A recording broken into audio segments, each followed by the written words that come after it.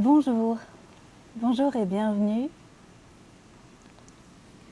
pour ce live en direct du Costa Rica. Donc je n'avais pas annoncé d'horaire pour ce rendez-vous, j'ai récolté vos questions à l'avance pour pouvoir y répondre et pour pouvoir rester libre de mon temps parce que je suis en vacances. Hello, bonjour et bienvenue aux personnes qui sont là quand même en direct parce que ça tombe bien. Hola. Ok. Donc ce live est là pour objectif de raconter un petit peu ce qui s'est passé, comment le départ s'est passé pour venir vivre ici et comment ça se passe ici. Premières impressions, c'est un peu un rapport d'émerveillement aussi que je vais faire avec vous. Je voulais pas le faire trop tard parce qu'après je vais certainement m'habituer et donc je pense qu'au début c'est sympa, c'est plus frais, c'est chouette. Donc en ce moment je suis en vacances avec Christian pour nous reposer après tout ce que nous avons vécu. D'abord dans les stories questions, il y a beaucoup de gens qui m'ont demandé comment j'allais. Donc merci beaucoup pour cette question. Merci pour votre intérêt. Je suis fatiguée. Je pense que je suis aussi assez pleine d'émotions parce que j'étais pas sûre. Je crois que jusqu'au bout, je doutais qu'on arriverait à partir et j'avais peur des conditions de départ et tout ça. Donc pour moi, ça avait généré beaucoup de stress. Et là, il y a un soulagement. Le fait d'avoir réussi à arriver et que ça a été possible. Donc merci pour vos mots, merci pour vos pensées. Vous avez été beaucoup à nous envoyer des belles pensées, des bonnes vibes pour que le voyage se passe bien. Et j'ai beaucoup de gratitude pour ça. Merci. Donc je vais me reposer. Ça me fait déjà énormément de bien d'être dehors, de sortir tous les jours plusieurs heures, de faire des longues balades, d'aller à la mer 2 fois par jour, de prendre le soleil quand il est là. Donc on est en saison des pluies ici au Costa Rica et donc il pleut dans la journée tous les jours mais pas forcément longtemps et après on passe entre les gouttes pour aller à la mer. Voilà.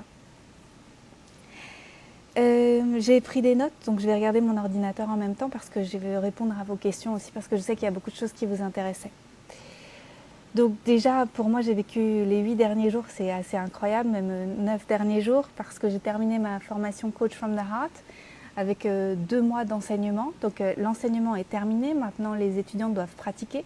Et donc je vais recevoir leurs examens au fur et à mesure dans les mois qui viennent.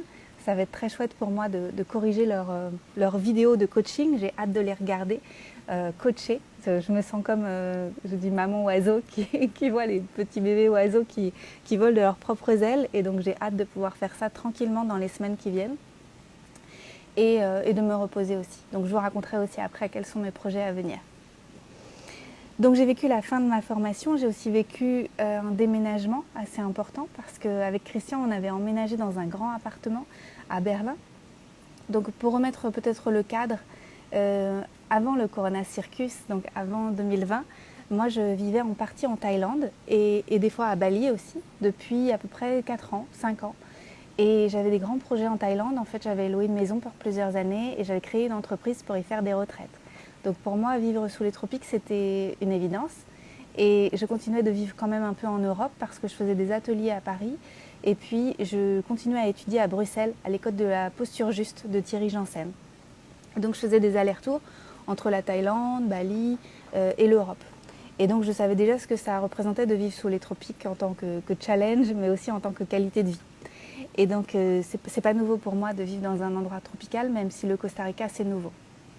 Et puis le Corona Circus est arrivé, et quand c'est arrivé, j'étais partie pour faire un stage de danse à Amsterdam, et Christian était venu pour me rejoindre le week-end. Et le stage a été annulé en dernière minute. Moi qui avais très très envie d'apprendre le zouk brésilien, et ben, ce n'est que partie remise, mais un jour je l'apprendrai, je l'espère. Et je me suis retrouvée à aller à Berlin avec Christian pour le premier confinement. Et je pensais que ça durerait quelques semaines ou quelques mois, comme tout le monde. Et puis je me suis retrouvée bloquée à Berlin parce que ça a été difficile après de revoyager. Donc j'ai rendu mon appartement de Paris à distance. C'est-à-dire que j'avais trouvé quelqu'un pour le sous-louer à un moment. Et la personne voulait rester dans mon appartement et je lui ai dit oui c'est possible mais moi je ne voyage pas pendant ces mesures complètement débiles. Donc parce que je ne porte pas de masque et je ne fais pas de test, etc. Depuis le début je ne faisais pas ça. Et donc la personne m'avait fait mes cartons gentiment et renvoyé tous mes cartons à Berlin. Donc j'avais déjà déménagé de Paris à Berlin en fin 2020. Et donc avec Christian, on s'était installé dans un très grand appartement à Berlin en octobre 2020 et on avait beaucoup d'affaires. On avait acheté plein de trucs, donc ça a été un gros morceau pour moi qu'on se débarrasse de toutes nos affaires là, pendant ces 2 derniers mois. Et donc ça c'était une question, comment on a fait pour se débarrasser de toutes nos affaires. Eh bien, on en a vendu beaucoup. Donc il y a des personnes qui me suivent sur Instagram d'ailleurs, Aja, coucou, qui a acheté pas mal de nos affaires, des amis de Christian aussi. Et puis on a pris quelqu'un, Léa, qui est adorable, une Française à Berlin, qui nous a aidé à tout vendre sur Facebook Marketplace, sur eBay, etc. Et donc moyennant un salaire en fait, on a très bien fait de le faire parce que ça nous a soulagés et moi ça m'a permis de travailler jusqu'au 20 août. Donc jusqu'au bout j'ai travaillé, donc j'ai pas eu besoin de prendre du temps pour le déménagement parce qu'on a eu de l'aide, même si c'était quand même fatigant, c'est toujours fatigant de se débarrasser de ses affaires.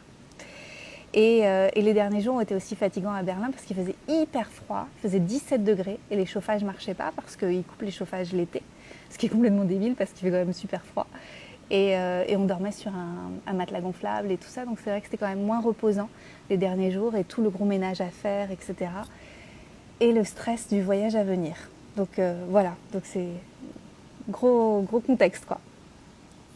Donc pourquoi on est parti d'abord moi, ça fait longtemps que je veux vivre sous les tropiques. Ça remonte depuis que j'étais en études de naturopathie, quand j'ai fait un stage à Hawaï. En fait, j'ai fait un stage dans un espace de retraite, en fait, ça s'appelle Hawaii Naturopathic Retreat Center. Et c'était merveilleux. En fait, ça m'a fait découvrir que c'était possible en fait, de créer un lieu de vie et un lieu de soins pour que les gens apprennent à s'auto-guérir et pour que les gens soient dans un bon cadre pour guérir. Et ce centre était tenu par une Française, il est toujours tenu par une Française sur Big Island, qui s'appelle Nicole Beylac. Et c'était vraiment une expérience merveilleuse et ça a planté une graine pour moi, en moi, du fait que ce serait possible un jour aussi de créer un centre de soins et d'avoir ce genre de vie. Alors qu'avant, je ne l'envisageais même pas. Je viens de Nantes, j'ai des parents qui sont fonctionnaires, qui étaient fonctionnaires, qui sont aujourd'hui retraités et qui ne sont jamais allés plus loin que, je crois, les Baléares ou non, le Maroc quand même. Mon père est d'origine marocaine. Donc voilà, pour moi, ça m'a ouvert les mirettes sur le fait que c'était possible de vivre ailleurs et différemment et de créer des choses et des projets comme ça à l'étranger. Et puis l'année suivante, j'avais fait aussi un stage à Bali, auprès de Frédéric No, qui est naturopathe à Ubud. Et là aussi, ça m'avait encore plus ouvert les yeux sur ce qui était possible de faire. Donc depuis ces années-là, je sais que c'est aussi possible pour moi et je me donne la chance et les moyens d'aller vivre à l'étranger le plus souvent possible pour pouvoir m'ouvrir à des nouvelles choses et créer ma vie en dehors d'un système comment on pourrait dire, de contrôle, enfin des choses qui sont déjà prévues pour nous en fait, parce qu'on a tendance à copier-coller des programmes des gens qui font déjà comme nous dans les grandes villes, et quand on s'en va comme ça, on doit créer sur du neuf et on doit se réinventer à chaque fois et forcément on est obligé de sortir de sa zone de confort et d'aller chercher à l'intérieur de soi qui on est profondément pour créer le meilleur pour soi, et j'adore ça, c'est devenu addictif. Donc, comment on est parti ? Donc, pourquoi on est parti ? C'est évident pour moi, d'aller vivre sous les tropiques. Et puis, la vie à Berlin, je ne m'y suis pas du tout faite. En fait, j'ai trouvé que c'était très confortable, parce qu'en Allemagne, c'est des ingénieurs, donc ils vous construisent des super appartements où tout est super bien prévu pour que les gens soient à l'aise et confortables. J'ai trouvé qu'avoir de la nourriture bio, c'était facile, et surtout en confinement, moi qui voulais voir personne et pas aller dans les magasins avec les masques FFP2, etc. Donc aujourd'hui, la situation en Allemagne, c'est masques FFP2 partout, donc c'est les masques super épais, dégueulasses là. Et il faut faire des tests, en fait, des autotests ou des tests, plutôt des tests antigéniques et des tests PCR. Donc il y en a beaucoup dans toutes les rues en Allemagne, en tout cas à Berlin c'était le cas, dans toutes les rues, et c'est gratuit. Et donc les gens sont complètement dingues à propos des tests. Tu fais un test pour aller à la gym, tu fais un test pour aller ci, pour aller là, etc. Et moi je ne veux pas du tout vivre comme ça en fait, ça ne me va pas du tout. Et à chaque fois que j'ai ouvert ma bouche pour dire qu'il y avait des choses qui ne me plaisaient pas, genre dans des groupes Facebook, etc., ça ne s'est pas bien passé et je me suis même fait virer de groupe Facebook. J'ai dû créer le mien, Awake Berliners.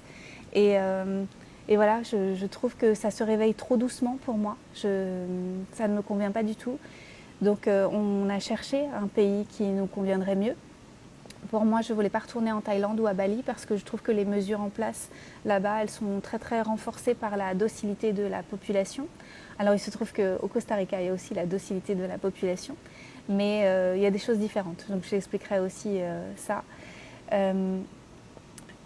Donc pourquoi on a choisi le Costa Rica? Parce que c'est tropical, parce que donc déjà il fait beau toute l'année, enfin il fait chaud toute l'année, donc c'est très agréable. C'est pas comme à Berlin où moi qui aime pas le froid, j'étais à la maison 7 mois par an en fait. Et cet hiver, des fois je suis pas sortie pendant 8 ou 10 jours. Parce que quand il fait 0 degré, j'ai pas envie d'aller dehors, c'est comme ça, c'est pas mon environnement. Donc parfois je me suis forcée, mais c'est pour faire le tour du pâté de maison, franchement c'est pas fun, hein. C'est pas comme ça que j'ai envie de vivre. Pour moi c'est de la survie, c'est pas de la vie. Enfin, pour moi qui n'aime pas le froid, mais pour les gens qui aiment le froid, c'est tout à fait ok. Mon compagnon est tout à fait capable d'aller dans la forêt en hiver et il y trouve quand même un kiff. Et moi, je trouve zéro kiff. Voilà. Donc, ça nous a pris du temps pour nous décider, à la fois sur le pays, parce que décider d'aller dans un pays qu'on ne connaît pas, qu'on n'a même jamais visité en vacances, c'est un petit peu particulier. Et puis, Christian était salarié. Donc, il fallait attendre qu'il ait le courage de quitter son travail et qu'on décide d'une destination et aussi que la destination soit ouverte, en fait, tout simplement. Donc ça a pris du temps. Donc moi, depuis le début, je veux repartir de toute façon, donc depuis printemps 2020. Et Christian a décidé de quitter son travail en fin 2020 et il a donné son préavis et il a été libre à partir de mars.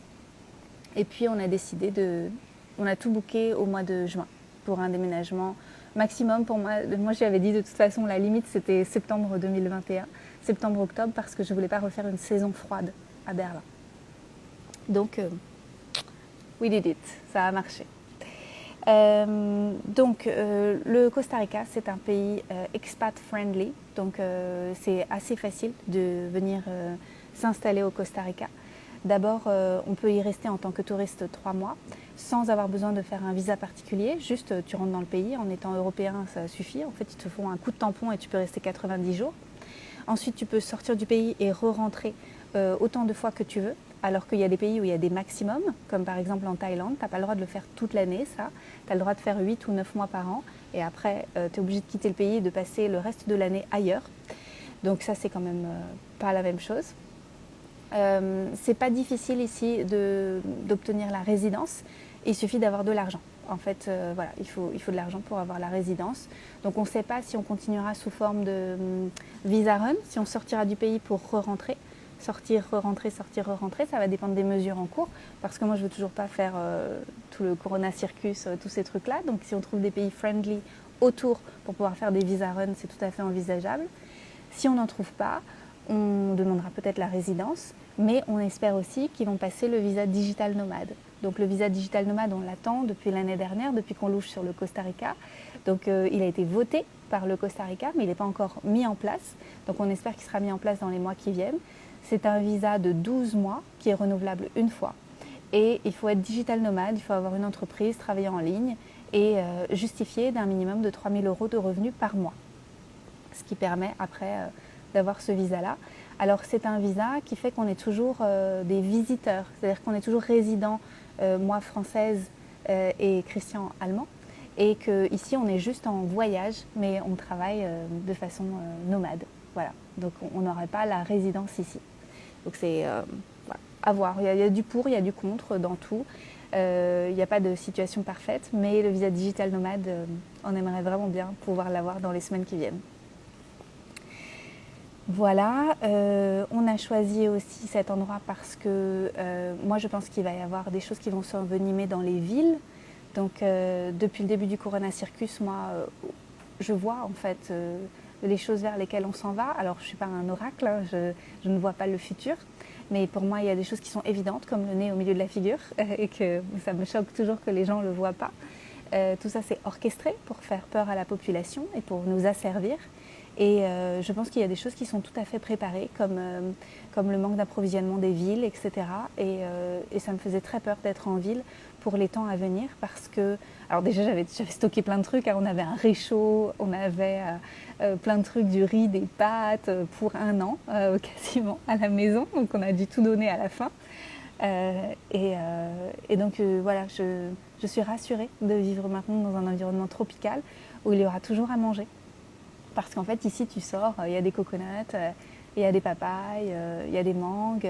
C'est pas difficile. Et puis, moi, je sais que je peux vivre sans trop manger pendant un bout de temps. Donc, quand bien même il y aurait un problème d'approvisionnement dans un endroit comme celui-ci, ça pousse. Vous voyez, ça pousse tout seul, ça pousse toute l'année. Il n'y a pas une saison de 8 mois de froid où ça caille et où il n'y a rien qui pousse, quoi. Ou quasiment rien à part des pumpkins. Donc voilà, je suis rassurée d'être là. Comment on a choisi où vivre exactement dans un pays où on n'est jamais allé? Alors on a choisi un peu au pif parce que en fait le Costa Rica c'est pas un grand pays, mais d'une ville à l'autre c'est pas facile d'aller faire des sauts de puce pour visiter les différents endroits. Donc là on est à Santa Teresa et on a choisi parce qu'on a regardé des vlogs sur le Costa Rica sur YouTube.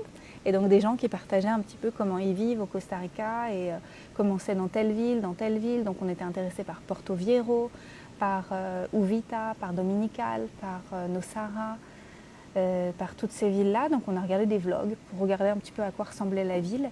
Alors moi j'avais quand même une demande, c'était qu'il y ait au moins un magasin bio.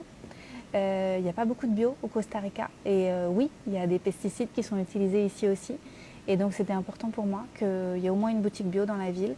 Et donc ici c'est une petite ville, c'est une route en fait qui borde la mer. Et pour marcher sur cette route sur laquelle il y a des magasins, il faut à peu près 45 minutes, une heure je pense. Et donc là il y a des petites boutiques, des trucs de surf, beaucoup de trucs de surf, c'est une ville de surf. Et il y a une seule boutique bio. On a trouvé aussi un petit marché bio qui a lieu le samedi, donc hier on y était. Donc il y a des produits bio, on a acheté du super bon pain qui était fait par des gens ici. Et puis des légumes et des fruits bio. Et sinon, dans la petite boutique, on y trouve quand même pas mal de choses. Pas tout, mais on y trouve pas mal de choses. Là, on va se mettre en quête de graines pour pouvoir faire des graines germées. Voilà, parce qu'on a amené tout notre équipement pour faire nos graines germées. On va trouver nos marques. Pour l'instant, on sort énormément parce qu'on veut découvrir en fait les restos, l'ambiance du coin. Ça nous fait bizarre, je vous avoue, parce qu'on ne sortait plus depuis longtemps. Et donc là, de ressortir comme ça, ça fait bizarre, mais ça fait du bien. On voulait une ville qui soit pas trop grande et en même temps, on voulait pas qu'il y ait rien. Parce que venant de Berlin où tout était facile et où on pouvait tout avoir en livraison en une journée, je voulais pas qu'on soit coupé de tout et qu'on vive dans la pampa au milieu de nulle part en fait. Donc j'avais envie aussi d'une transition. Je n'exclus pas que dans l'année, on aille vivre dans d'autres endroits qui vont être plus reculés, ce qui peut être aussi un challenge pour nous parce qu'on travaille en ligne. Là, l'Internet a l'air plutôt fiable. C'est la première fois que je fais un live. Je n'ai pas encore fait de call. La semaine prochaine, j'ai des rendez-vous pour le travail, donc je saurai déjà mieux si Internet est fiable ou pas.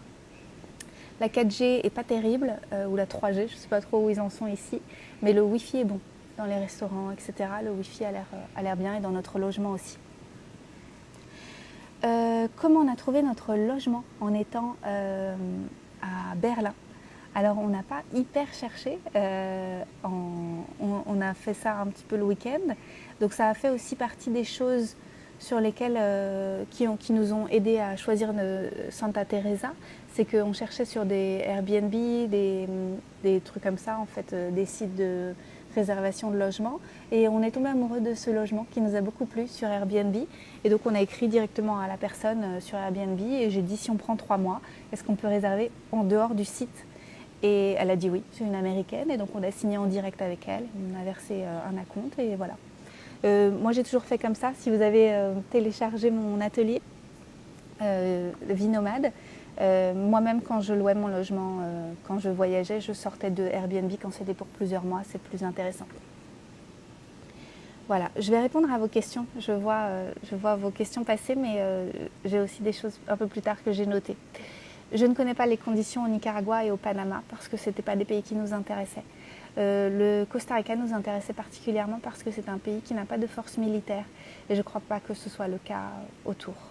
C'est un pays qui est assez unique au monde dans ce sens parce qu'ils ont laissé tomber en fait leur force militaire il y a de nombreuses années, plusieurs décennies, et donc ils sont assez peaceful, ce qui n'est pas le cas partout. Ça, c'était aussi une des choses qui était importante pour moi parce que je pense que c'est par la force que les choses risquent d'être imposées aux populations. Et ici, ils vont devoir s'accrocher avec leur police s'ils n'ont pas de force militaire pour venir imposer des choses ici. Voilà. On me demande si je vais proposer des retraites sur place. Alors oui, à terme, là où je serai installée dans le futur. Donc pour l'instant, on va prendre plusieurs mois pour voyager et découvrir différents endroits. Et d'ici 2022-2023, oui, il y aura des retraites sous les tropiques avec moi à nouveau. J'ai été coupée dans mon élan en 2020, mais bien évidemment, j'y reviens. Alors, je continue sur mon fil parce que comme ça, je vais prendre aussi vos questions un peu dans l'ordre. Donc, voilà. Alors, sur les vols. D'abord, je vais parler des vols. Beaucoup de gens m'ont demandé si on avait volé en avion privé ou pas. Donc, on n'a pas volé en avion privé. Mais cette question venait du fait que je suis abonnée à Freedom Airways, que je vous recommande chaleureusement depuis 2020. Et en fait, Freedom Airways a été co-créé par Dolores Cahill, qui est une professeure irlandaise, je crois, ou écossaise, qui défend nos droits, notamment nos droits de voyager. Et donc, elle a créé un réseau qui est génial. C'est payant pour pouvoir accéder à leurs calls, etc. et à ce qu'ils créent. Et ils créent aussi des mises en relation avec des compagnies aériennes pour pouvoir générer des vols entre les gens comme nous, en fait, les gens qui sont des amoureux de la liberté. Et j'y viens, Marine. Je vais parler après de tout ça.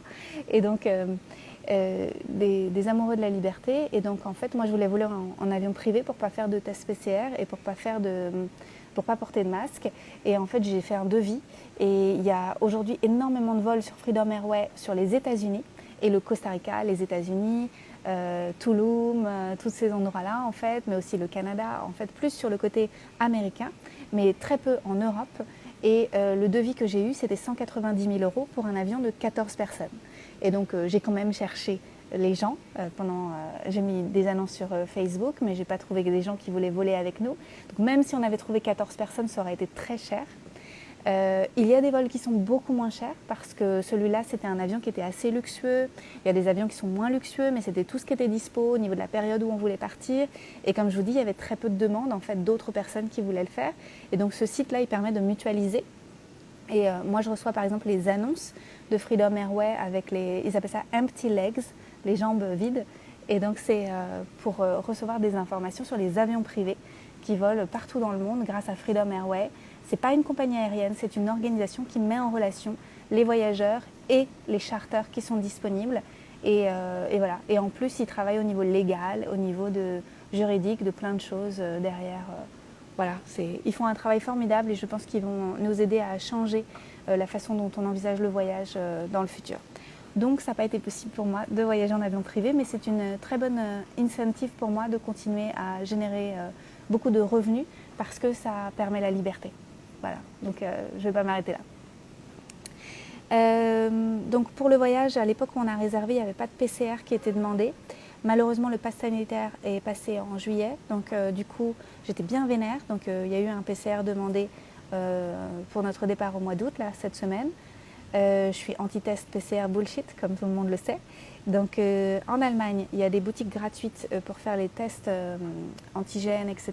Et donc pour moi, je les appelle les kebab boutiques ou les cigarettes électroniques boutiques parce qu'ils sont tenus par des Indiens ou des Arabes qui nous font des tests à la mort moelleux juste parce qu'ils se font plusieurs milliers d'euros par jour. Donc merci la banqueroute du système de santé en Allemagne, je ne sais pas comment ils vont faire. Donc j'ai demandé à faire le test dans la bouche. Donc j'ai mis beaucoup de salive dans ma bouche, je l'ai laissé récolter de la salive et après j'ai tout craché. Le résultat, on l'a eu en 10 minutes et voilà. Donc voilà, et je lui ai dit que ça ne servait à rien. Enfin, j'étais vraiment... Ah là là, tous les gens qui participent à tout ça, franchement, je ne comprends pas. Mais je suis contente d'être loin, d'être partie.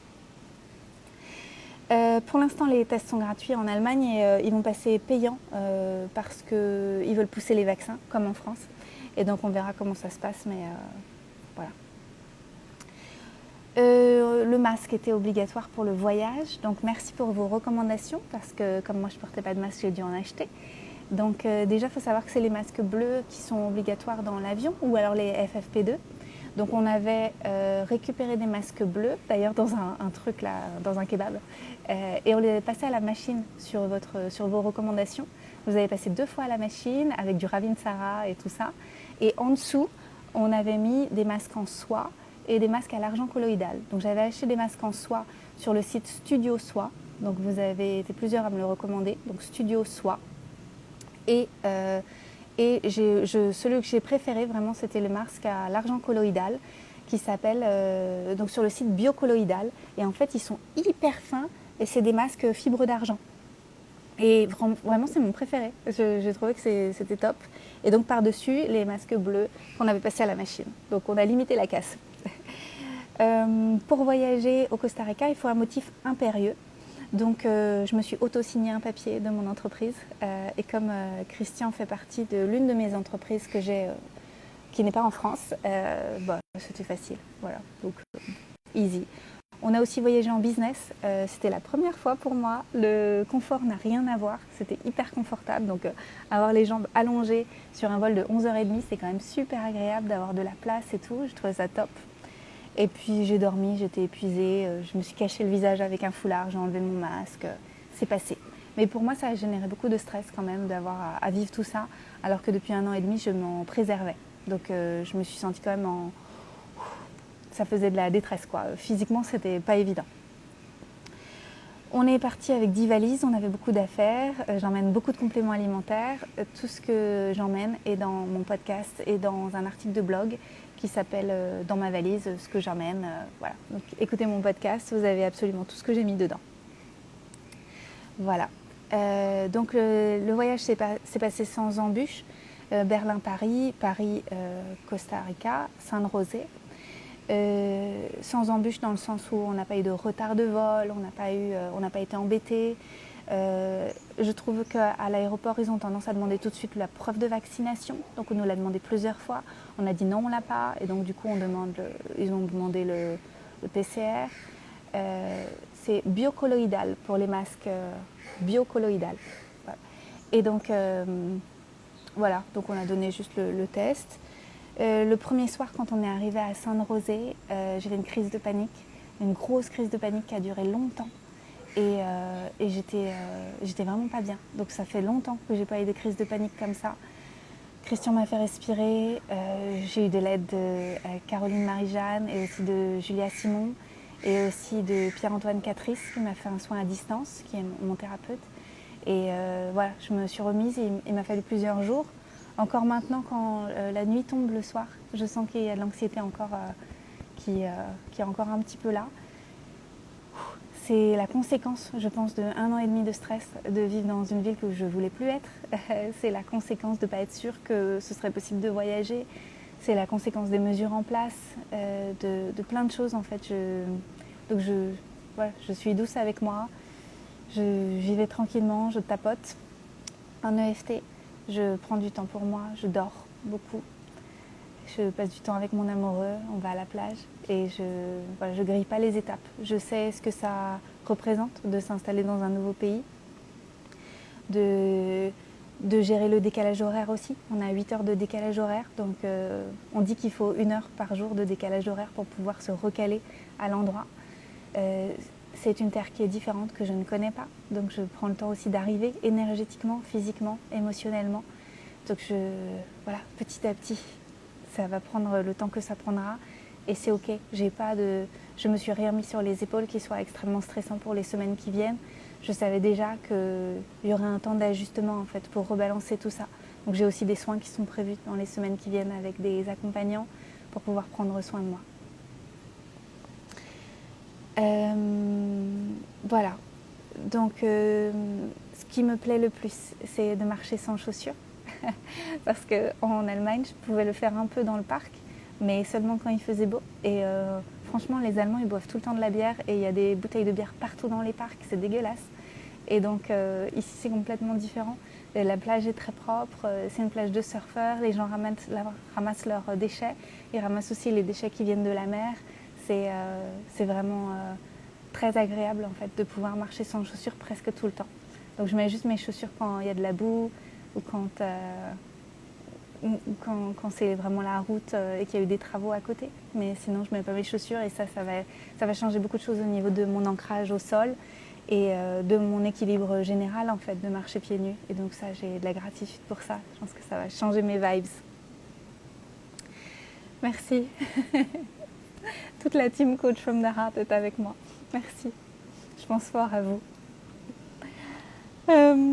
Voilà, alors donc ici, ça ressemble beaucoup à Koh Phangan ou aussi à Canggu, donc Koh Phangan en Thaïlande et Canggu à Bali, mais c'est moins spirituel, donc c'est beaucoup plus surf, c'est beaucoup plus sport. La nourriture n'est pas super healthy, donc même si on trouve des smoothie bowls et toutes ces choses-là, c'est pas bio et c'est pas super healthy, voilà, donc bon, c'est quelque chose à prendre en compte. J'avais acheté un webinaire auprès d'une personne qui s'appelle Boho's Wife sur Instagram, c'est son nom, elle s'appelle Yolande Clark. Et donc j'ai acheté un webinaire sur sa vie au Costa Rica, on l'a regardé il y a une quinzaine de jours, et elle expliquait que dans le sel de table, il y a du fluor. Et effectivement, quand on va au restaurant, on voit que le sel de table, il contient toujours du fluor, alors que l'eau est relativement clean au Costa Rica. A priori, il n'y a pas de fluor dans l'eau, mais il y en a dans le sel de table. Donc ça veut dire que dans tous les restaurants où on va manger, nos plats sont saupoudrés de fluor. Donc c'est quand même dommage, nous qui filtrons tout et qui évitons tout ça. Donc on va se remettre à cuisiner vraisemblablement prochainement pour manger plus sain. Donc là, on est vraiment dans la phase de découverte, de savoir ce qui se passe ici. Donc on sort beaucoup pour découvrir les plats du coin, mais après on va arrêter. Donc la situation ici, le masque est obligatoire partout à l'intérieur, mais tout le monde le porte sous le nez. Et les gens portent les masques qu'ils veulent et tu peux porter un foulard si tu veux. Donc on est revenu comme un peu le début de la crise en Allemagne, c'était un petit peu comme ça aussi. Avant qu'ils mettent les FFP2 en place, etc. Ici, je ne pense pas qu'ils vont obliger de porter les masques bleus ou les masques FFP2 ou quoi que ce soit. Je ne les vois pas le faire. Je pense que n'importe quel masque restera... voilà. Le truc, c'est que tout est ouvert. Donc, en fait, ça change tout si tout est ouvert. Vous rentrez dans un restaurant et il est en extérieur. Donc, dans certains restaurants, ils exigent quand même le port du foulard ou du masque pour se rendre à sa table. Mais ça ne tient pas, en fait. Vous voyez, c'est ouvert. Et je pense qu'il y a juste des gens qui le font parce qu'ils ont peur des réprimandes ou je sais pas. Mais nous, on va à notre table comme ça, on prend une table qui est proche de l'entrée et puis il n'y a pas de problème. En fait, ça change tout. Donc voilà, le masque est obligatoire en intérieur, mais là, quoi. Là, voilà. Donc il n'y a pas de test PCR ici, sauf pour les gens qui voyagent et qui doivent sortir du pays. En fait, les seuls tests PCR qui sont faits ici sont relativement chers d'ailleurs. Je crois que c'est dans une soixantaine d'euros ou 70 euros. Et c'est juste parce que tu dois prouver pour un vol. Donc les gens ne font pas des tests PCR à la one again comme ça, juste pour aller à la gym, quoi. C'est un truc qui ne se fait pas ici. Et ils n'ont jamais proposé des tests gratuits. Je ne crois pas à ma connaissance. Et donc je pense aussi que c'est pour ça. Ils n'ont pas une politique de gratuité, de tout ça, qui fait que les gens se jettent dessus et se ruent dessus dès qu'ils ont la goutte au nez. Ils ne le font pas, quoi. Donc de mon sens, il y a un peu plus de bon sens. Ou alors c'est juste parce que c'est un pays plus pauvre et qu'ils ne se permettent pas d'arroser avec la sécurité sociale des gens qui payent des taxes. Voilà. J'en ai déjà parlé, Marine. J'ai dit que j'étais touriste et que je pourrais peut-être avoir le visa digital nomade s'il passe dans les semaines qui viennent. Et sinon, je demanderai la résidence. Et pour demander la résidence, il faut payer. Voilà, tu payes de l'argent. Tu payes $60 000 par an. Non, pour 2 ans, je crois. Ou acheter une résidence de $150 000. Donc voilà. C'est la saison des pluies ici jusqu'au mois de novembre. C'est humide, mais pas tant que ça. Voilà, je ne suis pas choquée par l'humidité. Je pense que c'était plus humide que ça en Thaïlande et à Bali. Je trouve que c'est un petit peu moins humide ici. On a pris une maison qui est en dur, une maison solide, pas une cabane en bois. parce que j'ai beaucoup d'affaires et j'ai pas du tout envie qu'elles deviennent moldy. Et donc je veux que les choses restent sèches. Et donc on a pris une maison tout confort pour que ça n'arrive pas ici. La plage est hyper belle. Quand on regardait les vlogs, on trouvait que la plage n'était pas terrible parce qu'on était habitué à la plage de Thaïlande où l'eau est bleue, bleue, verte, transparente, super belle, tout ça. Et donc en fait, on se disait que c'est pas terrible. on était quand même assez gâtés. Et quand on est arrivé ici, eh ben, on trouve que la plage elle est extraordinaire parce que c'est hyper sauvage. Et en fait, il y a une interdiction de construire directement sur la plage. Donc il n'y a pas de complexe hôtelier sur les plages, il n'y a pas de restaurant sur les plages. En fait, vous avez la plage et vous avez les cocotiers et la nature. En fait, il n'y a rien sur la plage. Et il faut marcher un petit peu avant de trouver les restaurants. Il faut marcher 1 minute ou 2 minutes. Et ça fait vraiment du bien d'être dans un endroit comme ça qui est beaucoup plus sauvage. Et donc hier, j'ai posté un post où vous entendez les singes hurleurs qui sont dans les arbres qui bordent la plage. Et c'est sauvage, quoi. C'est très agréable. Voilà.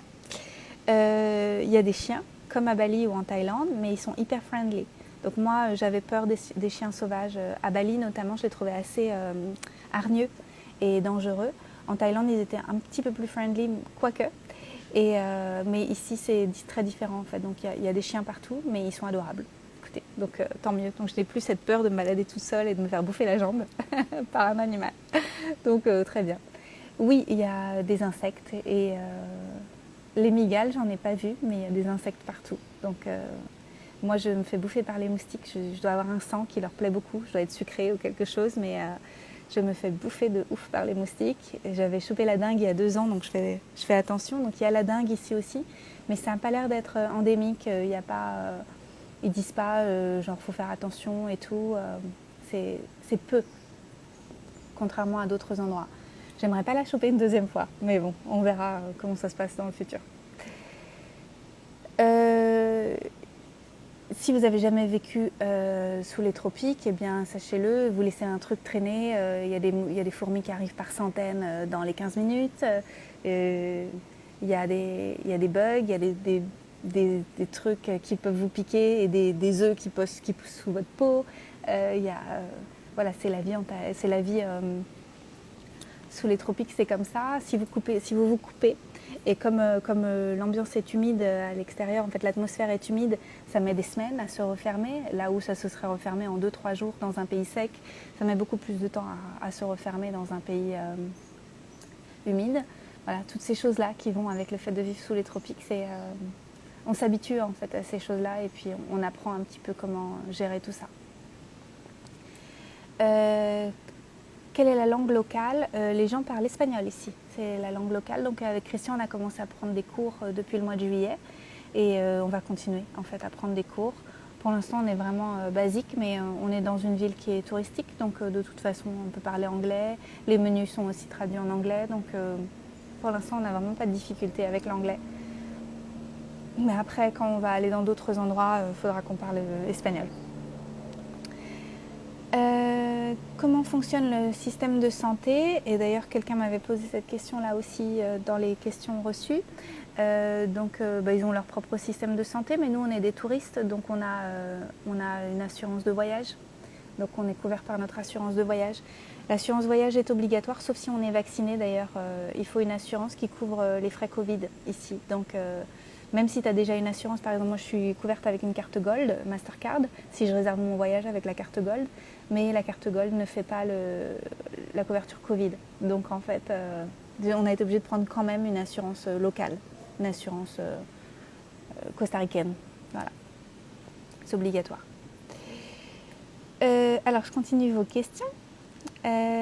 Alors c'est des choses un petit peu comme ça dans le désordre. Peut-on acheter la formation Coach from the Heart en suivant les replays en version e-learning? Non. Elle reviendra en 2021, je pense, en 2022, la formation Coach from the Heart. Le temps que je fasse les examens de ces étudiantes qui viennent de terminer. Et puis voilà, ce sera pour l'année prochaine. Je ne sais pas encore quand. Est-ce que je vais me mettre au surf? Excellente question. Non, je ne crois pas. Je ne me sens pas la trempe d'une surfeuse. Même si j'en ai parlé cette semaine avec Christian, je lui disais que je pense que je ne suis pas assez musclée. Et il me dit qu'en fait c'est beaucoup de la technique et que les muscles viennent avec la pratique. Mais voilà, je ne crois pas. Mais c'est assez hallucinant ici. Les gens sont hyper beaux, ils sont bronzés, ils sont musclés parce qu'on voit qu'ils vivent ici depuis quelques semaines ou quelques mois, ou voire ils sont installés ici. Et ça se sent en fait. Ils transpirent la santé, même si je ne sais pas comment ils vivent, s'ils vivent sainement ou pas par ailleurs. C'est-à-dire qu'est-ce qu'ils mangent, comment ils pensent, comment ils vivent, etc. Mais ils ont l'air sains. Qu'est-ce qui m'a le plus surprise au Costa Rica? Alors plusieurs choses. Déjà, ça m'a surprise qu'ils portent des masques, jusque dans une petite ville comme Santa Teresa. Donc ça, je vous avoue que ça a été une surprise, et pas la plus belle surprise. Mais bon, les masques sont quand même très bas, et voilà. Ce qui m'a surpris, c'est les billets de banque. Alors, les billets de banque sont hyper beaux. Sur les billets de banque, il y a des animaux, et notamment le billet vert de 10 000 colones. C'est un billet avec le paresseux dessus. Donc, il y a beaucoup de paresseux au Costa Rica. Et il est très très joli ce billet. Et sur tous les billets, il y a des animaux. Et il y a aussi des figures politiques. Mais les animaux sont plus gros et plus beaux et en couleur par rapport aux figures politiques qui sont toutes rikiki. Et donc, ils ont mis la nature devant. Vous voyez, ils n'ont pas mis les personnages politiques du pays. Ils ont mis la nature. Et je trouve que c'est génial et ça montre bien aussi les choix que ce pays a fait d'être en énergie. Ils sont écologiques en fait ici depuis longtemps. Ils ont des énergies renouvelables. Ils ont voilà. Tu nous montres. Alors j'ai pas de billet à côté de moi, mais je le mettrai en story si vous voulez. Le billet avec le paresseux. Quel a été mon premier sentiment en arrivant au Costa Rica? Le soulagement, le côté we did it. Le soulagement. Est-ce qu'on a des amis ici? Alors, c'est drôle parce que j'avais une copine, Mélanie, qui était arrivée juste avant qu'on arrive à Santa Teresa. Elle habite à Hawaï et elle était là pour plusieurs semaines, plusieurs mois. Et elle a déménagé juste avant qu'on arrive parce que ça ne lui plaisait pas cette ville. Elle a changé de ville. Elle est partie à Nosara, donc du coup, je n'ai pas vu Mélanie. Sinon, dans le pays, il y a des personnes qui font le mastermind de Regan Hillier, qui est ma coach depuis janvier. Donc Regan, elle habite aussi au Costa Rica, mais dans une autre région. Et il y a plusieurs personnes qui font son mastermind, qui vivent ici aussi. Donc au bout d'un moment, je les rencontrerai, mais ils n'habitent pas à Santa Teresa. Et voilà, donc ça fera une réunion de mastermind avec les autres filles du groupe. Et en mai 2022, on a déjà réservé avec Christian pour aller planter des arbres à The Nest, qui est un espace de retraite que Regan et Juanpa, son compagnon, ont créé. Donc voilà, on va aller planter des arbres avec eux en mai 2022. Combien nous a coûté le départ? Alors les vols assez chers parce qu'on a volé en business. Et après le logement coûte assez cher aussi parce que donc le Costa Rica c'est pas un pays cheap, c'est pas comme la Thaïlande ou comme Bali, c'est pas un pays où on peut vivre avec peu, sauf si on vit, je pense si vous allez vivre dans des endroits pas touristiques et que vous prenez des cabanes dans la jungle, là c'est pas cher du tout. Mais si vous allez dans des endroits touristiques, c'est un pays cher, c'est les prix des États-Unis ou les prix même d'une ville européenne en fait. Donc nous, notre logement, il coûte 3 000 € par mois parce que je voulais un truc qui soit vraiment bien. Et on a une piscine, etc. On a des femmes de ménage, on a tout ça, ça roule. Après, les repas, c'est pas cheap non plus. Donc il faut compter entre 5 et 10 € par repas par personne. Donc c'est un peu des prix berlinois, les prix des repas. C'est moins cher que Paris, mais c'est beaucoup plus cher que Bali par exemple. Une personne m'a demandé avec combien d'argent de côté je suis partie. Alors en fait, depuis 2020, pour moi, ça roule beaucoup. Donc plusieurs centaines de milliers d'euros parce que mes activités ont décollé de ouf. Donc je suis partie sans inquiétude financière du tout. Voilà, les seules questions que je me pose, c'est quand est-ce que je pourrai acheter un terrain. Voilà, j'en suis plutôt là maintenant. Donc c'est plutôt chouette. Et gratitude pour vous qui êtes là depuis longtemps. Je sais qu'un grand nombre d'entre vous sont là depuis le début que j'ai commencé mes premiers voyages et depuis le début que j'ai commencé mes premières activités, mes premiers programmes. Et aujourd'hui, vous me voyez et aujourd'hui, je vous dis, il n'y a plus d'inquiétude et ça me fait vraiment du bien. Et je nous souhaite à tous et à toutes la prospérité. Est-ce qu'on va rester à Santa Teresa? On reste ici pour les premiers 90 jours et après on verra. Moi, j'aimerais bien aussi aller visiter d'autres d'autres endroits parce que c'est très différent suivant les villes. Donc voilà, visiter différents endroits. Mais pas pour l'instant, parce que le voyage était fatigant. Donc là, c'est très bien qu'on reste là sans bouger. Est-ce que la vaccination est obligatoire ici au Costa Rica? Alors, dans le webinaire que j'ai regardé là, de Beau Housewife dont je vous parlais, elle disait, elle a 5 ou 6 enfants, je ne sais plus, elle disait que la vaccination est obligatoire pour les enfants au Costa Rica. C'est-à-dire qu'il y a carrément des gens du ministère de la Santé qui viennent vacciner les enfants ou qui viennent visiter les familles où il y a des nouveau-nés. Donc ils sont très très pro-vaccin. La question c'est lesquels? Parce que je ne sais pas si c'est comme en Europe en fait, où il y a 11 vaccins, par exemple en France, obligatoires pour les nouveau-nés. Je ne suis pas sûre qu'ici ce soit tout ça. Je ne sais pas ce qu'ils contiennent, je ne sais pas. Mais c'est un pays qui est pro-vaccin. Si on est hors du système, si on n'a pas d'enfants et qu'on est hors du système comme Christian et moi, qu'on ne cherche pas un boulot, qu'on ne cherche pas à rentrer dans des endroits particulièrement, qu'on veut vivre dehors, qu'on veut juste louer un logement et avoir accès aux magasins, je ne pense pas qu'ils arriveront à des extrêmes comme un pass sanitaire, mais on touche du bois, on ne sait pas. On trouvera des solutions si ça arrive. Je ne pense pas non plus qu'ils rendront la vaccination obligatoire pour avoir la résidence, mais on ne sait jamais. Une personne m'a demandé une odeur, un parfum déjà associé au Costa Rica pour un voyage olfactif imaginaire. Alors oui, le premier soir où on a dormi en fait près de la grande ville, près de San José, c'est la pluie qui tombe sur la nature. C'est magnifique. L'odeur des tropiques quand la pluie tombe sur la nature, c'est magique. Et puis maintenant la mer, forcément. Plusieurs personnes m'ont demandé mon lien Telegram, donc j'ai créé un groupe Telegram pour partager des informations avec des personnes qui veulent se relocaliser au Costa Rica. Oui, le live sera dispo en replay, Lovely Rebelle. Donc j'ai un groupe Telegram, alors si vous voulez le rejoindre, écrivez-moi en message privé. C'est pas un groupe pour les touristes, c'est un groupe pour les gens qui veulent s'installer dans les mois qui viennent au Costa Rica pour de vrai, c'est-à-dire prendre leur valise et s'installer. Donc c'est pas pour des vacanciers. Donc si jamais vous êtes sérieux à propos de vous installer au Costa Rica, je vous transmettrai le lien de ce groupe Telegram qui est petit et on veut qu'il reste petit avec que les gens qui sont sérieux avec le fait de s'installer ici. J'ai eu de l'aide numérique sur il y a un site qui s'appelle Tout Costa Rica qui est génial. Dessus il y a énormément d'informations. C'est un site français qui a été fondé par un homme qui s'appelle Pierre, je crois. Et il a un super réseau assez extraordinaire de personnes qui vous ouvrent les bras. Et donc c'est comme ça que j'ai réservé la première nuit d'hôtel à côté de l'aéroport, surtout Costa Rica, parce que j'avais envie de tomber dans un endroit friendly en arrivant, un endroit où ce serait facile d'avoir une navette parce qu'on avait 10 bagages et des choses lourdes en plus, donc que ce soit vraiment facile et qu'on soit aidé. Et donc je suis passée par ce réseau Tout Costa Rica pour booker la première nuit. Et quand vous bookez la première nuit sur Tout Costa Rica, le lendemain vous avez un briefing avec quelqu'un de leur équipe. Tout Costa Rica, tout simplement. Et donc quelqu'un est venu, une Française, Clémence, pour faire un briefing en français avec moi le premier matin. Et j'ai trouvé que c'était super agréable parce que je me suis sentie accueillie. Elle m'a donné une carte SIM, on a parlé des choses importantes, des choses comme ça. Voilà, c'était chouette.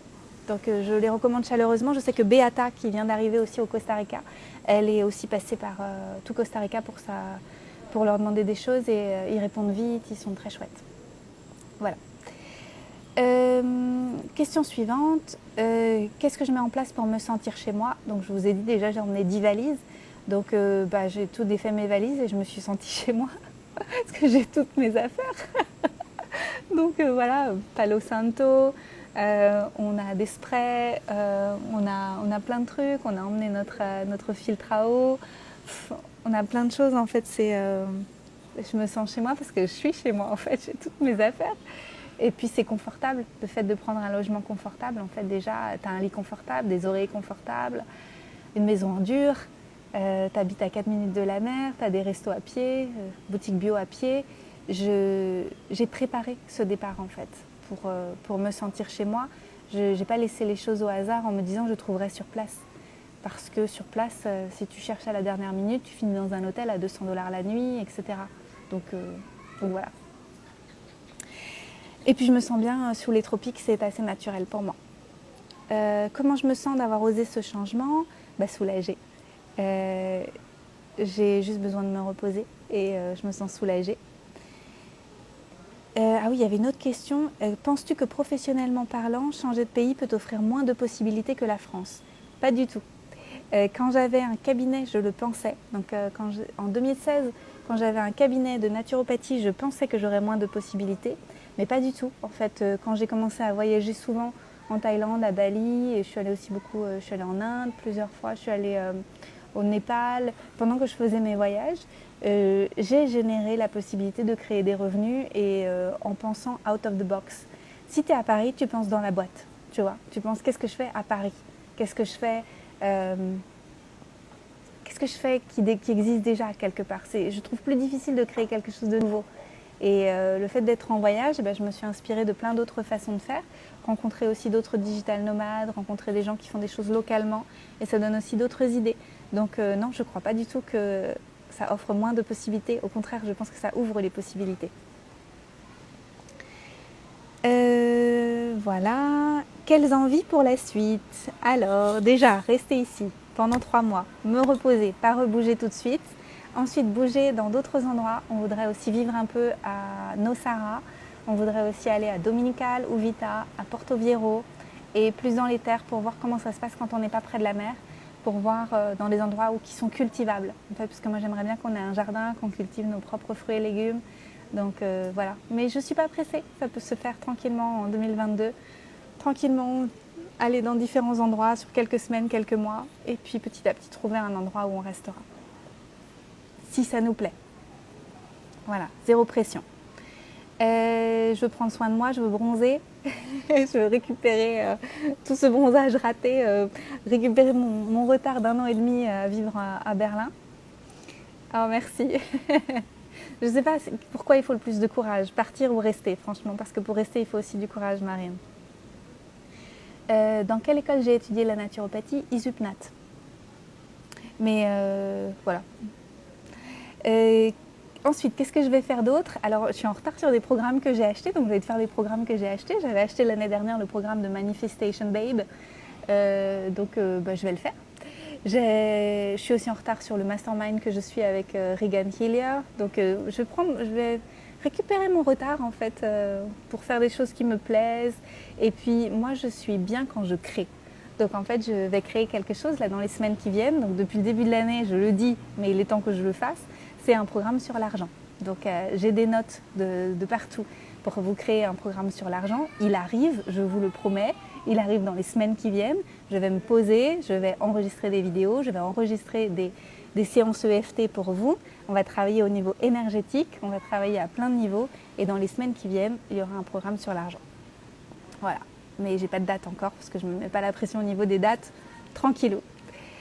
Qu'est-ce qu'il y a d'autre? Oui, je vais corriger les examens de mes étudiantes qui sont en train de pratiquer. Elles sont merveilleuses.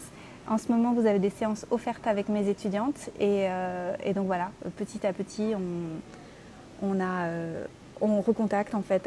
Les personnes sont recontactées par les personnes qui veulent des séances offertes. Je suis originaire de quel pays? De la France et ma grand-mère était marocaine. Donc je suis un quart marocaine et 3 quarts française. Sais-tu si des gens qui ont des enfants ont fait le même choix que toi, partir au Costa Rica? Oui, il y a beaucoup de gens avec des enfants ici. Donc il y en a plein. Il y a quand même plus de vingtaine, trentaine. Mais je pense que c'est parce que dans la ville, je vois plus des vingtaines, trentaines et sans enfants. Parce que je vois les surfeurs ici beaucoup. Et je pense que les familles sont peut-être un peu plus dans les terres ou plus ont loué des maisons un peu plus loin, etc. Mais il y en a. Voilà, qu'est-ce que je veux faire d'autre? Sortir des podcasts. Donc j'ai 20 podcasts qui sont prêts. Donc ils vont sortir dans les semaines qui viennent. J'ai bien travaillé cet été. Donc ils arrivent dans les semaines qui viennent. Mon podcast s'appelle Live from the Heart si vous ne le connaissez pas déjà.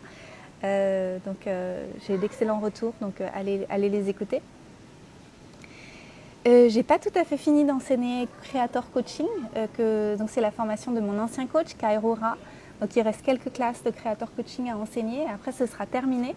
Donc pour les nouvelles, je n'enseignerai pas Creator Coaching l'année prochaine. Donc j'ai eu une conversation avec Cairo la semaine dernière. Et voilà, donc le seul programme que j'enseignerai, c'est le mien, Coach from the Heart, qui reviendra l'année prochaine. J'ai envie de créer un programme ou un mastermind ou quelque chose pour les personnes qui se sentent des leaders de cœur.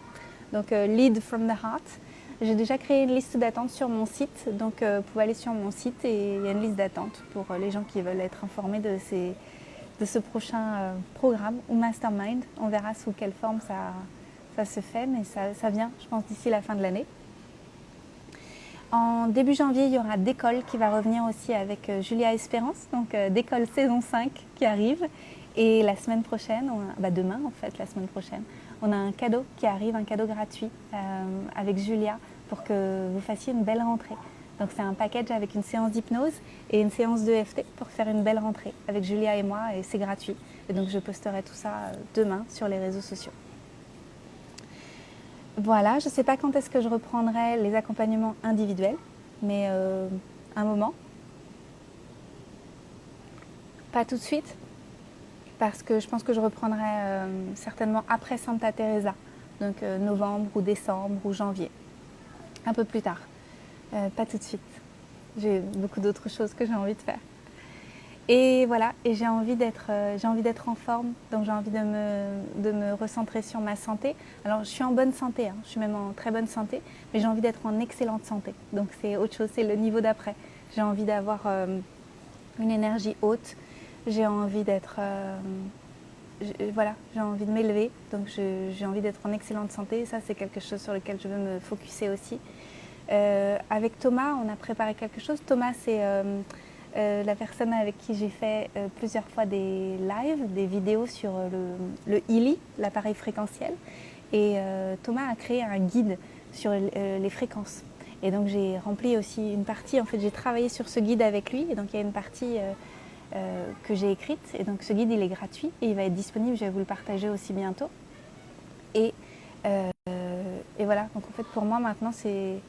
Physiquement ça va, maintenant d'un niveau fréquentiel, j'ai envie de faire de mon mieux. Et c'est ça, mon prochain gros morceau. Et j'ai envie de dire aussi me préparer pour le pire et envisager le meilleur.